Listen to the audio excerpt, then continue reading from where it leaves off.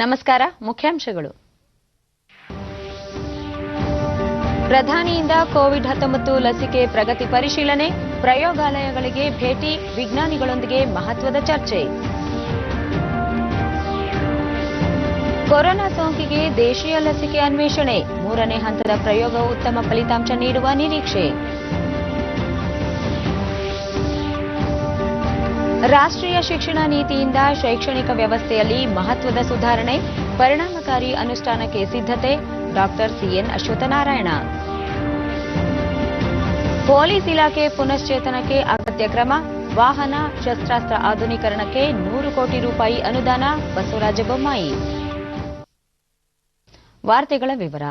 COVID-19 ಲಸಿಕೆಯ ಪ್ರಗತಿ ಪರಿಶೀಲನೆಯನ್ನು ಪ್ರಧಾನಿ ನರೇಂದ್ರ ಮೋದಿ ಕೈಗೊಂಡಿದ್ದು, ಅಹಮದಾಬಾದ್ನಲ್ಲಿರುವ ಝೈಡಸ್ ಬಯೋಟೆಕ್ ಪಾರ್ಕ್ಗೆ ಭೇಟಿ ನೀಡಿ ಪರಿಶೀಲಿಸಿದರು. ಲಸಿಕೆಯ ಅಭಿವೃದ್ಧಿ ಹಾಗೂ ಉತ್ಪಾದನಾ ಪ್ರಕ್ರಿಯೆ ಕುರಿತು ಹಿರಿಯ ತಜ್ಞರಿಂದ ಮಾಹಿತಿ ಪಡೆದರು. ತಂತ್ರಜ್ಞರು ಮತ್ತು ಲಸಿಕೆ ಅಭಿವೃದ್ಧಿಪಡಿಸುತ್ತಿರುವ ವಿಜ್ಞಾನಿಗಳೊಂದಿಗೆ ಈ ಸಂದರ್ಭದಲ್ಲಿ ಚರ್ಚೆ ನಡೆಸಿದರು.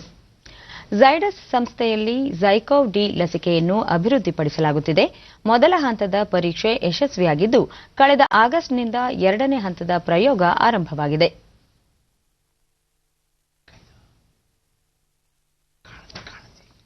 ಬಳಿಕ ಪ್ರಧಾನಿ ಹೈದರಾಬಾದ್ನಲ್ಲಿರುವ ಭಾರತ್ ಬಯೋಟೆಕ್ಗೆ ತೆರಳಿ ಸಂಸ್ಥೆ ಅಭಿವೃದ್ಧಿಪಡಿಸುತ್ತಿರುವ ಕೋವ್ಯಾಕ್ಸಿನ್ ಲಸಿಕೆ ಕುರಿತು ಮಾಹಿತಿ ಪಡೆದರು.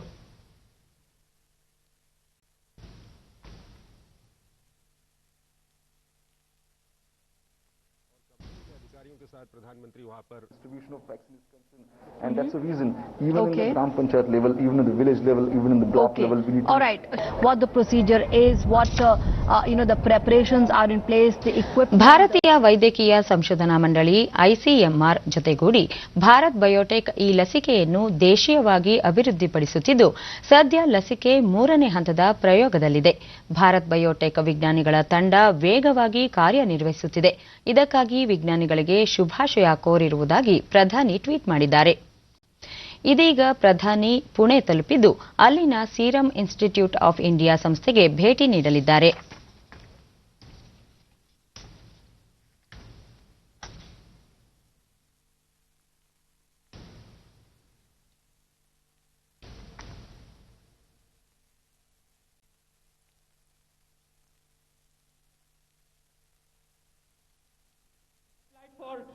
Clearance in the next 2 weeks, then India might also look into bring this vaccine to the country. But remember, this will involve huge costs. But then India will also have to look into the aspect of saving lives. And ಪ್ರಧಾನಿ ನರೇಂದ್ರ ಮೋದಿ ಅವರು COVID-19 ಲಸಿಕೆ ಪ್ರಗತಿ ಸಮೀಕ್ಷೆ ಕೈಗೊಂಡಿರುವುದಕ್ಕೆ ಕೇಂದ್ರ ಆರೋಗ್ಯ ಮತ್ತು ಕುಟುಂಬ ಕಲ್ಯಾಣ ಸಚಿವ ಡಾ ಹರ್ಷವರ್ಧನ್ ಸ್ವಾಗತಿಸಿದ್ದಾರೆ. ಟ್ವೀಟ್ ಸಂದೇಶದಲ್ಲಿ ಅವರು ಕೋವಿಡ್-19 ಸಾಂಕ್ರಾಮಿಕದ ವಿರುದ್ಧದ ಹೋರಾಟದಲ್ಲಿ ಪ್ರಧಾನಿ ಅವರು ದೇಶದ ಸೇನಾಧಿಪತಿಯಂತೆ ಕಾರ್ಯನಿರ್ವಹಿಸುತ್ತಿದ್ದಾರೆ ಎಂದು ತಿಳಿಸಿದ್ದಾರೆ. ಈ ಮಧ್ಯೆ ಡಾ ಹರ್ಷವರ್ಧನ್ ವಿಶ್ವ ಆರೋಗ್ಯ ಸಂಸ್ಥೆಯ ಕಾರ್ಯಕಾರಿ ಮಂಡಳಿ ಸಭೆಯ ಅಧ್ಯಕ್ಷತೆ ವಹಿಸಿ ಮಾತನಾಡಿ 73ನೇ ವಿಶ್ವ ಆರೋಗ್ಯ ಸಭೆಯಲ್ಲಿ ಚರ್ಚಿಸಿದ ಅಂಶಗಳ ಕುರಿತು ವಿವರಿಸಿದರು. ಇದೇ ಸಂದರ್ಭದಲ್ಲಿ 2021ರ ಜನವರಿಯಲ್ಲಿ ನಡೆಯಲಿರುವ ಕಾರ್ಯಕಾರಿ ಮಂಡಳಿಯ 148ನೇ ಸಭೆಯ ಸಿದ್ಧತೆ, ರೂಪುರೇಷೆಗಳ ಕುರಿತು ಚರ್ಚಿಸಲಾಯಿತು ಎಂದರು.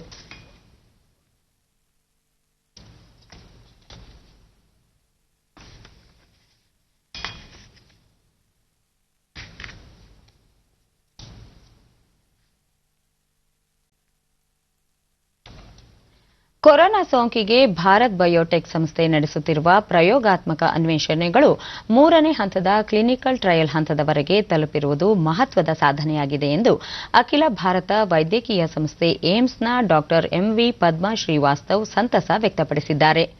ದೇಶೀಯವಾಗಿ ಅಭಿವೃದ್ಧಿಪಡಿಸುತ್ತಿರುವ ಈ ಲಸಿಕೆ ಉತ್ತಮ ಫಲಿತಾಂಶ ನೀಡುವ ನಿರೀಕ್ಷೆ ಇದ್ದು, ದೇಶದ ವಿಜ್ಞಾನ ತಂತ್ರಜ್ಞಾನದಲ್ಲಿ ಅತ್ಯಂತ ಮಹತ್ವದ್ದಾಗಿದೆ. ಇಂತಹ ಸಾಧನೆ ದೇಶದ ವೈದ್ಯಕೀಯ ಮತ್ತು ವೈಜ್ಞಾನಿಕ ಕ್ಷೇತ್ರಕ್ಕೆ ಹೆಮ್ಮೆ ತರುತ್ತದೆ ಎಂದು ಅಭಿಪ್ರಾಯಪಟ್ಟಿದ್ದಾರೆ. Which are coming up with vaccines and in the phase 3 trials and beyond.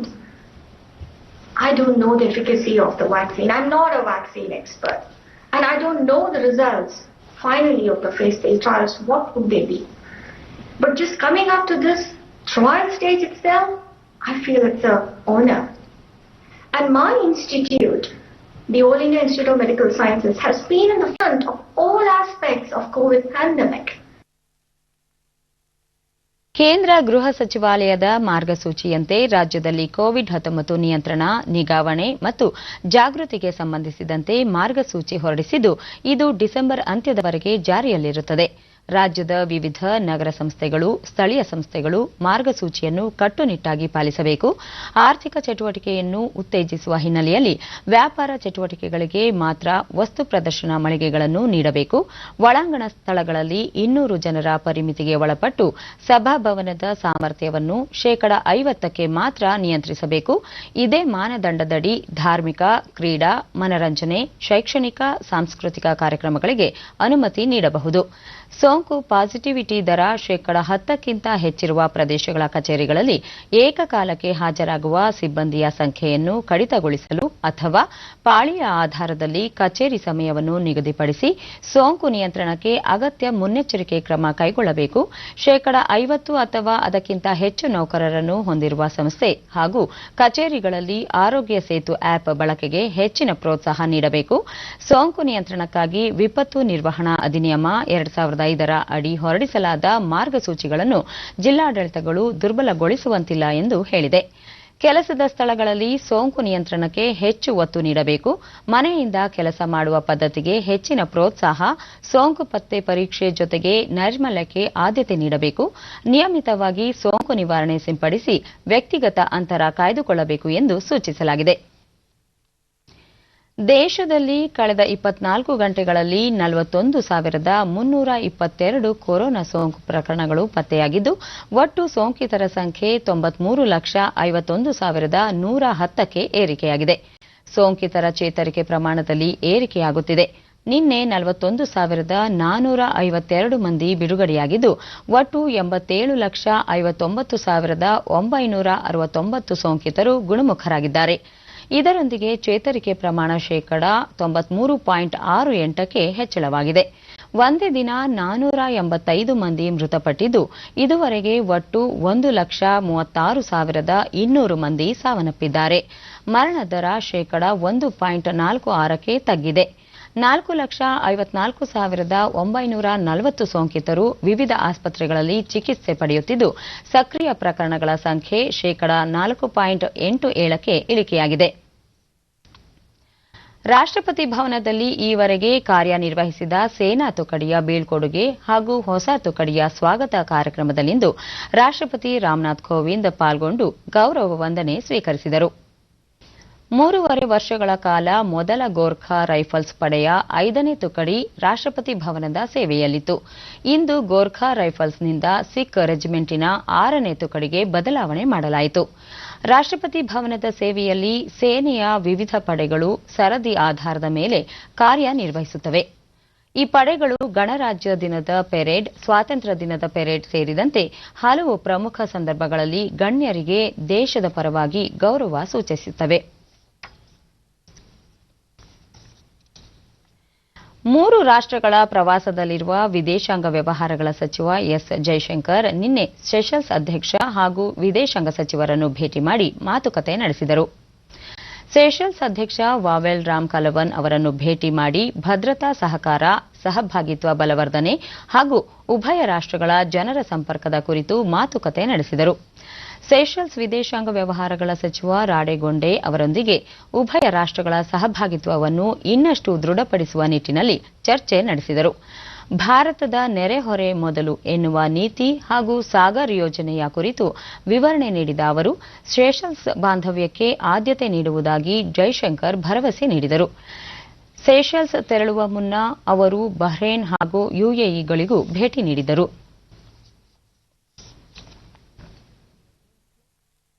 Colombo ಪ್ರವಾಸದಲ್ಲಿರುವ ಭಾರತದ ಭದ್ರತಾ ಸಲಹೆಗಾರ ಅಜಿತ್ ದೋವಲ್ ಶ್ರೀಲಂಕಾ ಪ್ರಧಾನಿ ಮಹಿಂದ ರಾಜಪಕ್ಸೆ ಅವರನ್ನು ಭೇಟಿ ಮಾಡಿದರು.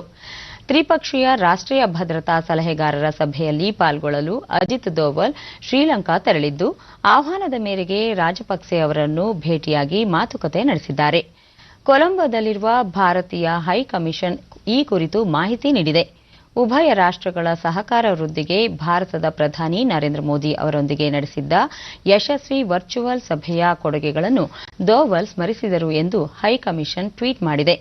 ಇದರೊಂದಿಗೆ ನಿವೃತ್ತ ಮೇಜರ್ ಜನರಲ್ ಹಾಗೂ ಶ್ರೀಲಂಕಾದ ರಕ್ಷಣಾ ಕಾರ್ಯದರ್ಶಿ ಕಮಲ್ ಗುಣಿರತ್ನೆ ಅವರನ್ನು ಭೇಟಿ ಮಾಡಿ ಭಾರತ ಮತ್ತು ಶ್ರೀಲಂಕಾದ ರಕ್ಷಣೆ ಮತ್ತು ಭದ್ರತಾ ಸಹಭಾಗಿತ್ವದ ಕುರಿತು ದೋವಲ್ ಚರ್ಚೆ ನಡೆಸಿದರು ಎಂದು ಹೈಕಮಿಷನ್ ತಿಳಿಸಿದೆ. ದೇಶದ ಶೈಕ್ಷಣಿಕ ವ್ಯವಸ್ಥೆಯಲ್ಲಿ ಮಹತ್ವದ ಬದಲಾವಣೆ ತರುವ ಉದ್ದೇಶದಿಂದ ಎನ್ಡಿಎ ಸರ್ಕಾರ ಜಾರಿಗೆ ತಂದಿರುವ ರಾಷ್ಟ್ರೀಯ ಶಿಕ್ಷಣ ನೀತಿಯನ್ನು ರಾಜ್ಯದಲ್ಲಿ ಮೊದಲ ಬಾರಿಗೆ ಅನುಷ್ಠಾನಗೊಳಿಸಲು ವ್ಯಾಪಕ ಸಿದ್ಧತೆ ಕೈಗೊಳ್ಳಲಾಗಿದೆ ಎಂದು ಉಪಮುಖ್ಯಮಂತ್ರಿ ಡಾ ಸಿಎನ್ ಅಶ್ವತ್ಥನಾರಾಯಣ ಹೇಳಿದ್ದಾರೆ. ಮಂಗಳೂರಿನಲ್ಲಿಂದು ಸುದ್ದಿಗೋಷ್ಠಿಯಲ್ಲಿ ಅವರು ನೂತನ ಶಿಕ್ಷಣ ನೀತಿಯನ್ನು ಪ್ರಾಥಮಿಕ ಪೂರ್ವ ಶಿಕ್ಷಣದಿಂದಲೇ ವ್ಯಾಪಕ ಬದಲಾವಣೆ ತರಲು ಅವಕಾಶವಿದ್ದು, ಶಿಕ್ಷಣ ಪದ್ಧತಿಯಲ್ಲಿ ಪರಿಪೂರ್ಣತೆಗೆ ಇದು ಬುನಾದಿಯಾಗಲಿದೆ. ಬಹು ವಿಷಯಾಧಾರಿತ ಬಹು ಆಯ್ಕೆಯ ಅವಕಾಶವಿರುವ ವೈಜ್ಞಾನಿಕ ಶಿಕ್ಷಣ ನೀತಿ ಇದಾಗಿದೆ ಎಂದರು.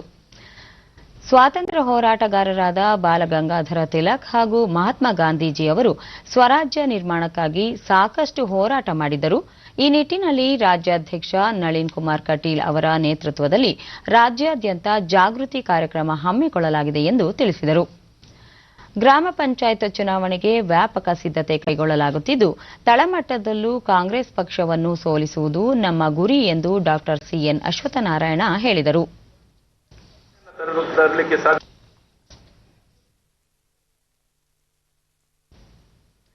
ಪೊಲೀಸ್ ಇಲಾಖೆ ಪುನಶ್ಚೇತನಕ್ಕೆ ಸರ್ಕಾರ ಅಗತ್ಯ ಕ್ರಮ ಕೈಗೊಂಡಿದ್ದು, ಮುಂದಿನ ವರ್ಷ 100 ಕೋಟಿ ರೂಪಾಯಿ ವೆಚ್ಚದಲ್ಲಿ ವಾಹನ ಹಾಗೂ ಶಸ್ತ್ರಾಸ್ತ್ರ ಆಧುನೀಕರಣ ಕೈಗೊಳ್ಳಲಾಗುವುದು ಎಂದು ಗೃಹ ಸಚಿವ ಬಸವರಾಜ ಬೊಮ್ಮಾಯಿ ರಾಯಚೂರಿನಲ್ಲಿಂದು ತಿಳಿಸಿದ್ದಾರೆ. ಜಿಲ್ಲಾ ಪೊಲೀಸ್ ವರಿಷ್ಠಾಧಿಕಾರಿಗಳ ಕಚೇರಿಯಲ್ಲಿ ನಡೆದ ಪ್ರಗತಿ ಪರಿಶೀಲನಾ ಸಭೆಯಲ್ಲಿ ಪೊಲೀಸ್ ಠಾಣೆಗಳು ಹಾಗೂ ವ್ಯವಸ್ಥೆಯ ಉನ್ನತೀಕರಣ ಈಗಾಗಲೇ ಚಾಲ್ತಿಯಲ್ಲಿದ್ದು, ಕೇಂದ್ರ ಮತ್ತು ರಾಜ್ಯ ಸರ್ಕಾರಗಳ ಅನುದಾನದಲ್ಲಿ ಅಗತ್ಯ ಸವಲತ್ತುಗಳನ್ನು ನೀಡಲಾಗುತ್ತಿದೆ ಎಂದು ವಿವರಿಸಿದರು. ರಾಜ್ಯದಲ್ಲಿ ನ್ಯಾಯ ವಿಜ್ಞಾನ ಪ್ರಯೋಗಾಲಯವನ್ನು ವ್ಯವಸ್ಥಿತವಾಗಿ ಅಭಿವೃದ್ಧಿಪಡಿಸಲಾಗಿದ್ದು, ದೇಶದಲ್ಲೇ 2ನೆಯ ದೊಡ್ಡ ಪ್ರಯೋಗಾಲಯ ಎನಿಸಿದೆ. ರಾಜ್ಯ ಮಟ್ಟದಲ್ಲಿ ನ್ಯಾಯ ವಿಜ್ಞಾನ ಕಾರ್ಯಕ್ಷಮತೆಯನ್ನು ಗಣನೀಯವಾಗಿ ಹೆಚ್ಚಿಸಲಾಗಿದೆ.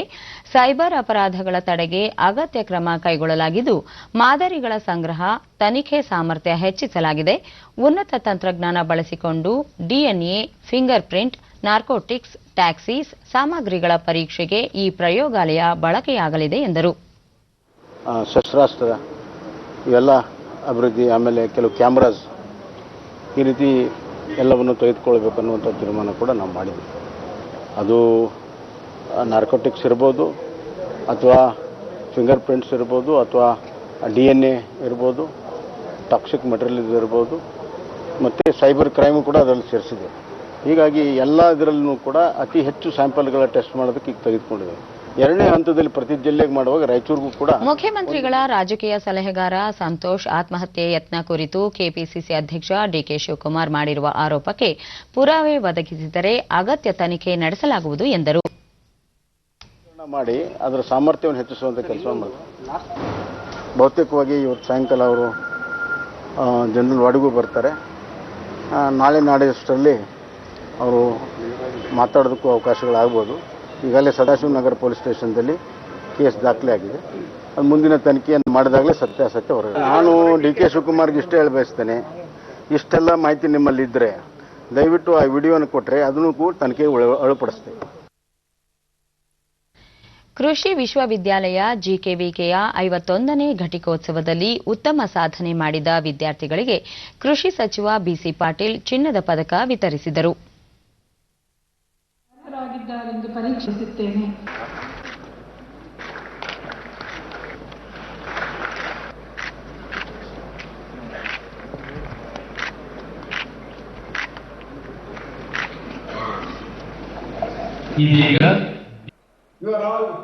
ವರ್ಚುವಲ್ ವೇದಿಕೆ ಮೂಲಕ ಘಟಿಕೋತ್ಸವ ಭಾಷಣ ಮಾಡಿದ ಇಸ್ರೋ ಅಧ್ಯಕ್ಷ ಕೆ ಸಿವನ್, ದೇಶದ ಕೃಷಿಗೆ ವಿಜ್ಞಾನದ ಅಗತ್ಯ ಹೆಚ್ಚಾಗಿದೆ. ಕೃಷಿಯಲ್ಲಿ ವೈವಿಧ್ಯತೆ ಮತ್ತು ರೋಗ ಬಾಧೆಯನ್ನು ತಡೆಯುವ ನಿಟ್ಟಿನಲ್ಲಿ ಯುವ ವಿಜ್ಞಾನಿಗಳು ಶ್ರಮಿಸಬೇಕು ಎಂದು ಕರೆ ನೀಡಿದರು.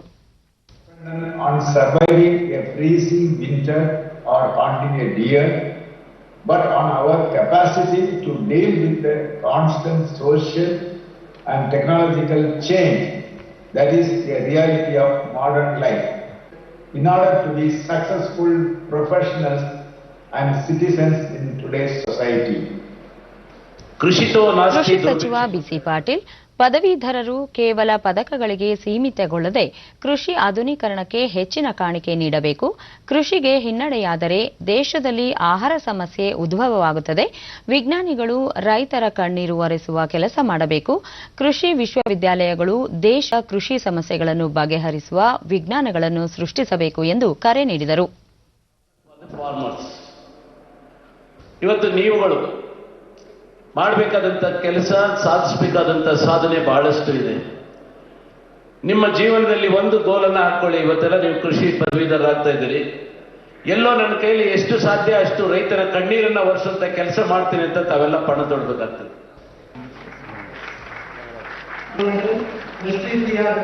ಈ ವೇಳೆ ವಿಶ್ವವಿದ್ಯಾಲಯದ ಕುಲಪತಿ ಡಾಕ್ಟರ್ ಎಸ್ ರಾಜೇಂದ್ರ ಮತ್ತಿತರರು ಉಪಸ್ಥಿತರಿದ್ದರು.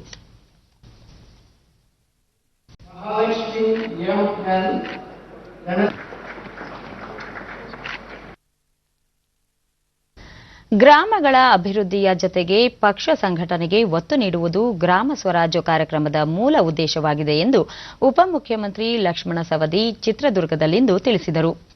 ಸಚಿವರಾದ ಬಿ ಶ್ರೀರಾಮುಲು, ಆನಂದ್ ಸಿಂಗ್, ಸಂಸದರಾದ ನಾರಾಯಣಸ್ವಾಮಿ, ಪ್ರತಾಪ್ ಸಿಂಹ ಜತೆಗೂಡಿ ಸುದ್ದಿಗಾರರೊಂದಿಗೆ ಗ್ರಾಮ ಪಂಚಾಯಿತಿ ಚುನಾವಣೆಗಳಲ್ಲಿ ಪಕ್ಷ ಬೆಂಬಲಿತ ಅಭ್ಯರ್ಥಿಗಳನ್ನು ಹೆಚ್ಚಿನ ಸಂಖ್ಯೆಯಲ್ಲಿ ಗೆಲ್ಲಿಸುವ ಗುರಿ ಹೊಂದಲಾಗಿದೆ.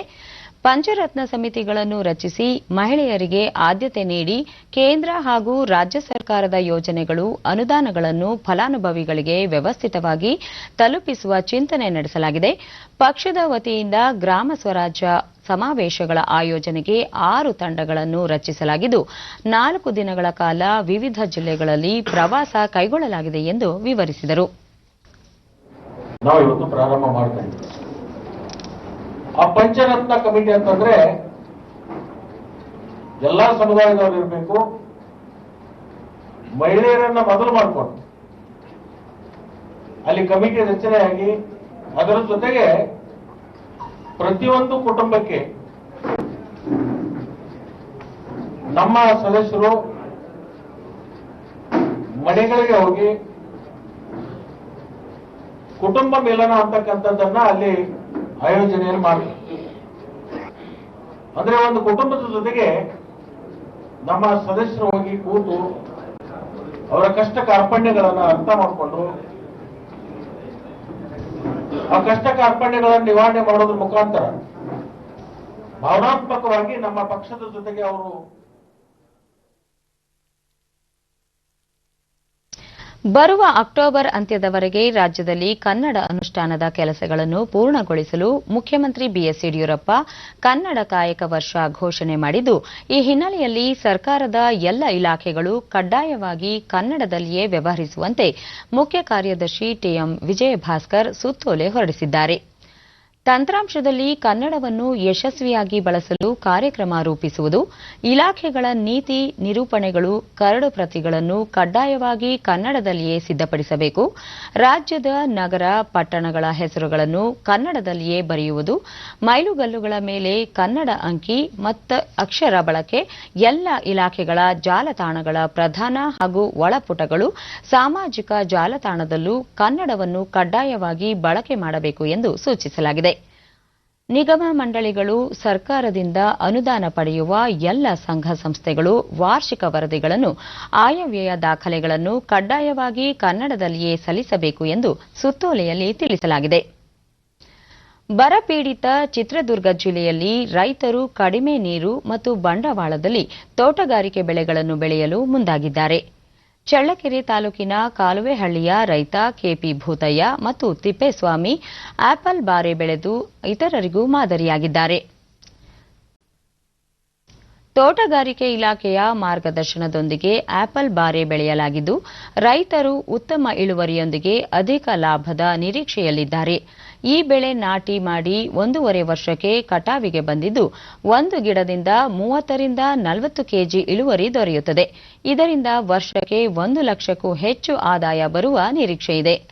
ಡಿಡಿ ನ್ಯೂಸ್ನೊಂದಿಗೆ ರೈತ ಕೆಪಿ ಭೂತಯ್ಯ, ತೋಟಗಾರಿಕೆ ಇಲಾಖೆಯ ಮಾರ್ಗದರ್ಶನದಲ್ಲಿ ವಿವಿಧ ಬೆಳೆಗಳನ್ನು ನಾಟಿ ಮಾಡಿದ್ದೇನೆ. ಸಾವಯವ ಗೊಬ್ಬರ ಬಳಸಲಾಗುತ್ತಿದ್ದು ಉತ್ತಮ ಇಳುವರಿ ಬಂದಿದೆ ಎಂದರು. ಇಷ್ಟು ಪ್ರಮಾಣದಲ್ಲಿ ಹಣ್ಣುಗಳು ರುಚಿ ಮತ್ತು ಅದೊಂದು ದಪ್ಪ ಪುಷ್ಟಿಯಾಗಿ ಬಂದಿರತಕ್ಕಂಥ ಹಣ್ಣುಗಳನ್ನ ಇವತ್ತು ನಾವು ನೋಡ್ತಾ ಇದೀವಿ. ನಾಟಿ ಮಾಡಿ ಇವತ್ತಿಗೆ 1.5 ವರ್ಷ ಆಯ್ತು. 1 ವರ್ಷ ಆಯ್ತು. ಈಗ ಇನ್ನೊಂದು 2 ತಿಂಗಳು ಬೇಕು ಕಟಾವು ಮುಗಿಯೋ ಅಷ್ಟೊತ್ತಿಗೆ. ಚಳಿಕೆರೆಯಲ್ಲಿ ಆಪ್ಕಾಮ್ಸ್ ಕೊಡ್ತೀವಿ. ಹೆಚ್ಚಾಗಿದ್ದನ್ನು ಚಿತ್ರದುರ್ಗ ಸಪ್ಲೈ ಮಾಡ್ತೀವಿ.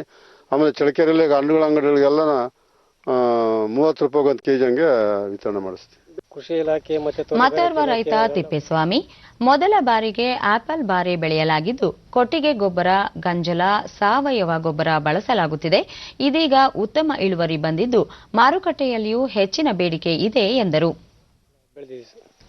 ಸರ್, ಕೊಟ್ಟಿಗೆ ಗೊಬ್ಬರ ಮತ್ತೆ ಗಂಜಲ ಹಾಕ್ತೀವಿ ಸರ್. ಈ ಜೀವಾಮೃತ ಅಂತ ಬರುತ್ತೆ, ಅದನ್ನೆಲ್ಲ ಒಂದು ವಾರ ಪೂರ್ತಿ ಶೇಖರಣೆ ಮಾಡಿ ಅದನ್ನೆಲ್ಲ ಮಿಶ್ರಣ ಮಾಡಿಬಿಟ್ಟು ಅದನ್ನು ಮತ್ತೆ ಗಿಡಕ್ಕೆ 1 ಲೀಟರ್ ಹಂಗೆ ಒಂದು ಗಿಡಕ್ಕೆ ಒಯ್ಯೋದು.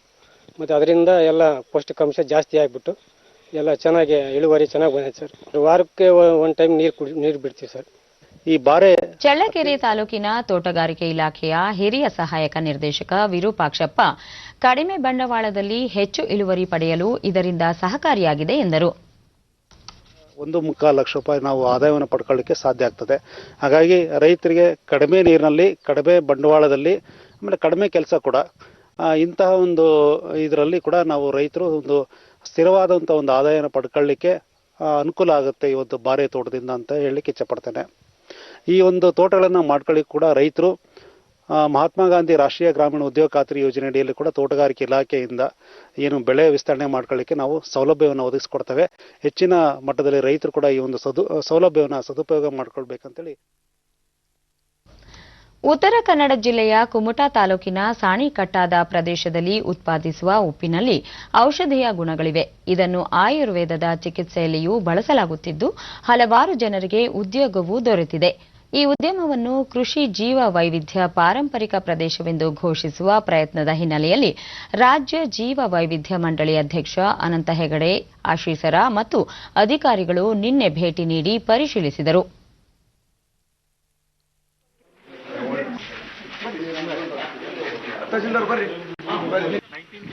ಮಾಡಿದ್ದು ಅಲ್ಲ ಅಂತ ಈಗ ನಮಗೆ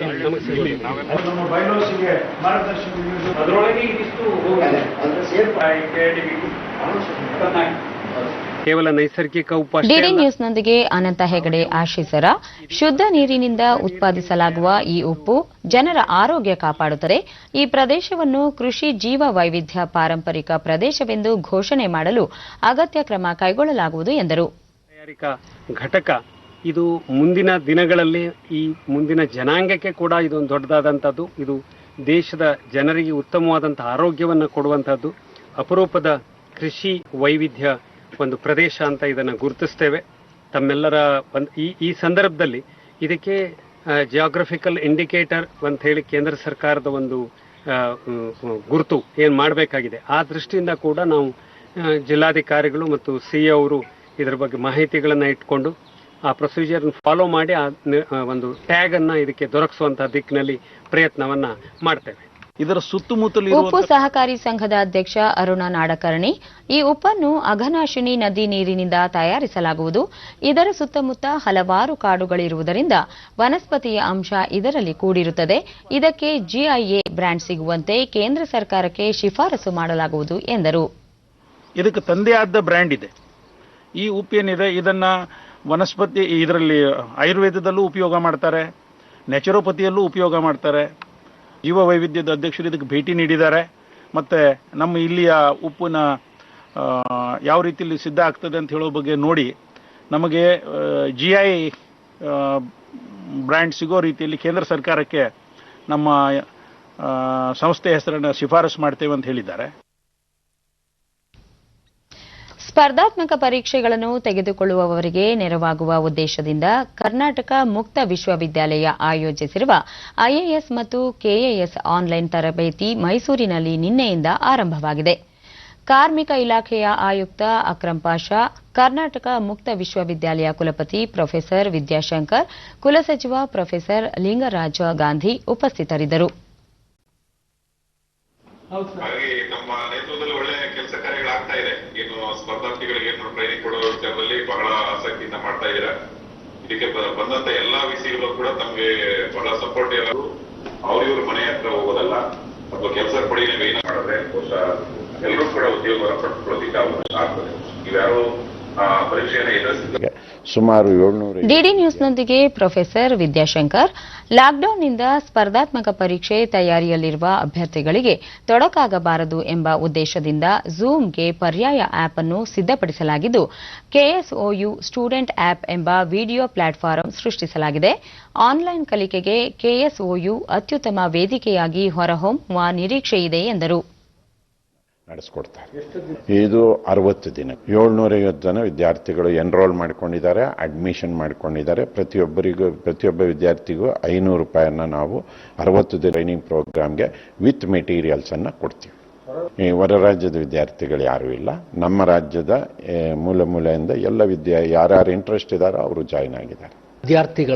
ಪ್ರೊಫೆಸರ್ ಲಿಂಗರಾಜ ಗಾಂಧಿ, ಬಡ ಮತ್ತು ಗ್ರಾಮೀಣ ಪ್ರದೇಶದ ವಿದ್ಯಾರ್ಥಿಗಳಿಗೆ ಇದು ನೆರವಾಗಲಿದೆ. ಖಾಸಗಿ ವಲಯದಲ್ಲಿ ಸ್ಪರ್ಧಾತ್ಮಕ ಪರೀಕ್ಷೆ ತರಬೇತಿಗಳಿಗೆ ಹೆಚ್ಚಿನ ಹಣ ವೆಚ್ಚವಾಗುವುದನ್ನು ತಪ್ಪಿಸಲು ಕ್ರಮ ಕೈಗೊಳ್ಳಲಾಗಿದೆ ಎಂದರು. ತರಬೇತಿಯನ್ನ ಕೊಡ್ತಕ್ಕಂಥ ಕಾರ್ಯಕ್ರಮವನ್ನ ಆನ್ಲೈನ್ ಮೂಲಕ ಹಮ್ಮಿಕೊಳ್ತಾ ಬಂದಿದೆ. ಈಗಾಗಲೇ ಸಾಕಷ್ಟು ಪರೀಕ್ಷಾ ತರಬೇತಿಗಳು ನಮ್ಮ ವಿಶ್ವವಿದ್ಯಾಲಯದ ವತಿಯಿಂದ ಆನ್ಲೈನ್ ಮೂಲಕ ನಡೆದಿವೆ. ವಿಶೇಷವಾಗಿ ಈ ಒಂದು ಪ್ಯಾಂಡಮಿಕ್ ಪರಿಸ್ಥಿತಿಯಲ್ಲಿ ಎಲ್ಲಿ ಇವತ್ತು ಕಲಿಕೆ ಅವಕಾಶಗಳು ಕಡಿಮೆ ಇರತಕ್ಕಂಥ ಸಂದರ್ಭದಲ್ಲಿ ಈ ನಮ್ಮ ವಿಶ್ವವಿದ್ಯಾಲಯದ ನಮ್ಮದೇ ಆದಂಥ ಒಂದು ವಿಡಿಯೋ ಕಾನ್ಫರೆನ್ಸ್ ಪ್ಲಾಟ್ಫಾರ್ಮ್, ಅದನ್ನು ಕೆಎಸ್ಒಯು ಕನೆಕ್ಟ್ ಅನ್ನೋದನ್ನು ಅಭಿವೃದ್ಧಿಪಡಿಸಿ ಈ ಪ್ಲಾಟ್ಫಾರ್ಮ್ ಮೂಲಕ ಯಶಸ್ವಿಯಾಗಿ ಕರ್ನಾಟಕ ರಾಜ್ಯದಾದ್ಯಂತ ಬೇರೆ ಬೇರೆಯ ಪ್ರದೇಶಗಳಲ್ಲಿರ್ತಕ್ಕಂಥ ವಿದ್ಯಾರ್ಥಿಗಳು ಎಲ್ಲಿ ಇದ್ದಾರೋ ಅಲ್ಲಿಯೇ ಕುಳಿತು ಈ ಒಂದು ಪಾಠವನ್ನು ಕೇಳ್ತಕ್ಕಂಥ ಮತ್ತು ಈ ಟ್ರೈನಿಂಗನ್ನು ಪಡೀತಕ್ಕಂಥ ಅವಕಾಶವನ್ನು ಕರ್ನಾಟಕ ರಾಜ್ಯ ಮುಕ್ತ ವಿಶ್ವವಿದ್ಯಾನಿಲಯ ನೈಜ ಕಲಾಕೃತಿಗಳ ಮೂಲಕ ತಮ್ಮ ವಿಶಿಷ್ಟ ಕಲಾ ಪ್ರತಿಭೆ ಅನಾವರಣಗೊಳಿಸಿರುವ ಯುವ ಕಲಾವಿದ ಕೌಶಿಕ್ ಕೃಷ್ಣ ಹೆಗಡೆ ತಮ್ಮ ಕಲಾತ್ಮಕತೆಯಿಂದ ಜನಮನ ಗೆದ್ದಿದ್ದಾರೆ. ಅವರ ಕಲಾಕುಂಚದಲ್ಲಿ ಅರಳಿರುವ ಕಲಾ ರಚನೆಗಳು ಯುವ ಕಲಾವಿದರಿಗೆ ಸ್ಫೂರ್ತಿಯಾಗಿವೆ. ಈ ಕುರಿತು ಒಂದು ವರದಿ.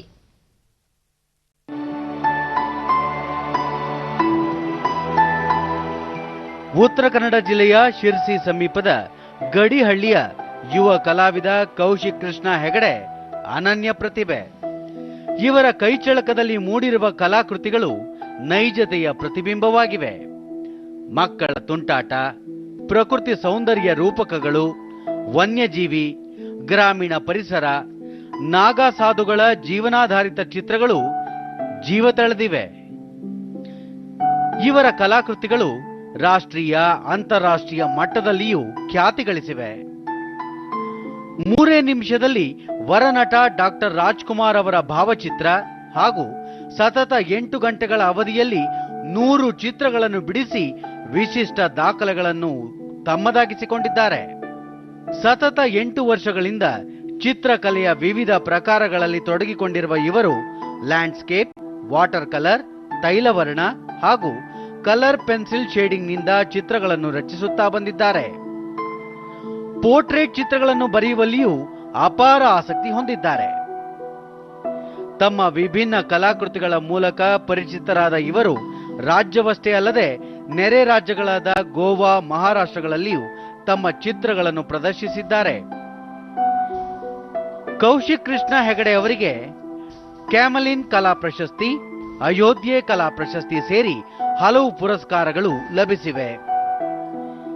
ಇವರ ಕಲಾಕೃತಿಗಳಿಂದ ಕೊನೆಯಲ್ಲಿ ಮತ್ತೊಮ್ಮೆ ಮುಖ್ಯಾಂಶಗಳು.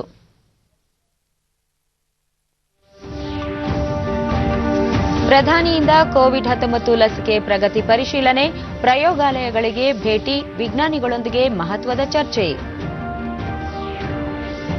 ಕೊರೋನಾ ಸೋಂಕಿಗೆ ದೇಶೀಯ ಲಸಿಕೆ ಅನ್ವೇಷಣೆ, 3ನೇ ಹಂತದ ಪ್ರಯೋಗ ಉತ್ತಮ ಫಲಿತಾಂಶ ನೀಡುವ ನಿರೀಕ್ಷೆ.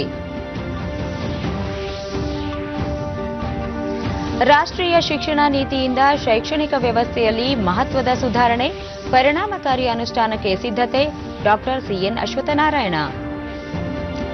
ಪೊಲೀಸ್ ಇಲಾಖೆ ಪುನಶ್ಚೇತನಕ್ಕೆ ಅಗತ್ಯ ಕ್ರಮ, ವಾಹನ ಶಸ್ತ್ರಾಸ್ತ್ರ ಆಧುನೀಕರಣಕ್ಕೆ 100 ಕೋಟಿ ರೂಪಾಯಿ ಅನುದಾನ, ಬಸವರಾಜ ಬೊಮ್ಮಾಯಿ. ನಮ್ಮ ಮುಂದಿನ ವಾರ್ತಾ ಪ್ರಸಾರ ಸಂಜೆ 7 ಗಂಟೆಗೆ ಡಿಡಿ ಚಂದನದಲ್ಲಿ. ನಮಸ್ಕಾರ.